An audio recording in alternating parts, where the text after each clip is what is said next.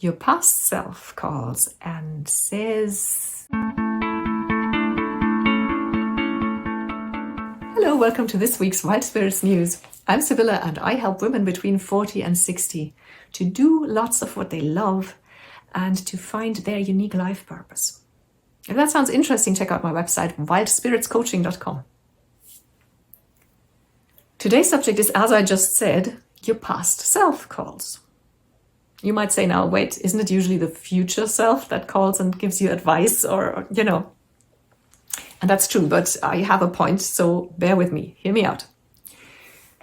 I'm all for making plans for the future, setting goals. It's the perfect time of the year for that, setting goals now for the new year, right? But to do that, you have to become very aware of something that we all actually know. It's a bit commonplace. And that is that our choices determine our life. Our choices make us who we are. Duh, of course we know this. But knowing something and understanding it on a visceral level are two completely different things, which is why I have prepared a little exercise for you. So I'd like you to get comfortable now. If you have to, pause the video and make sure you're uninterrupted, or maybe light a candle or something, right? Take a deep breath or two.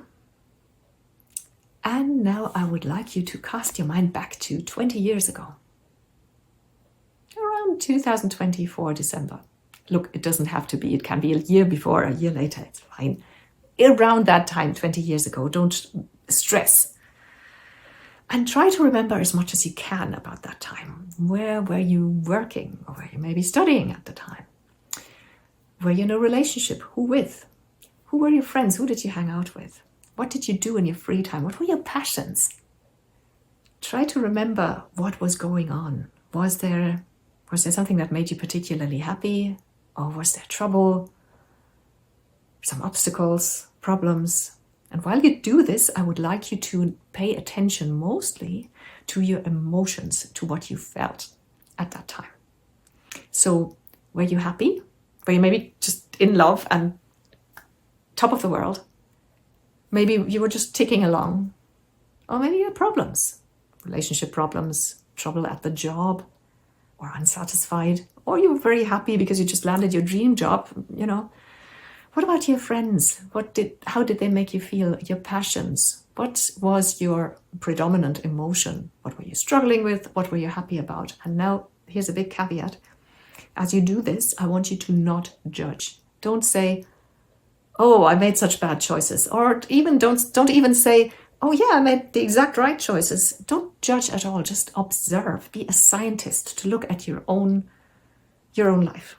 And now that you've recalled all this, it might take more time than this video, so you can always pause the video and continue when you're done with it.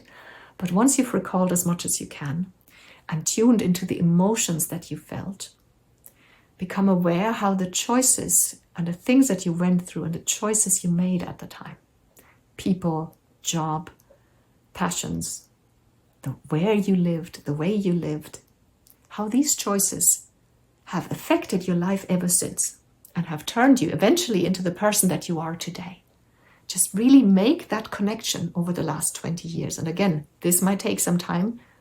Pause the video and do this. Maybe write it down if you want to. And once you're done with that, take another deep breath and become really aware how you are the product of your past choices. And obviously, you're also the product of things that just happened around you, that is clear. But we want to concentrate on the things that you can influence.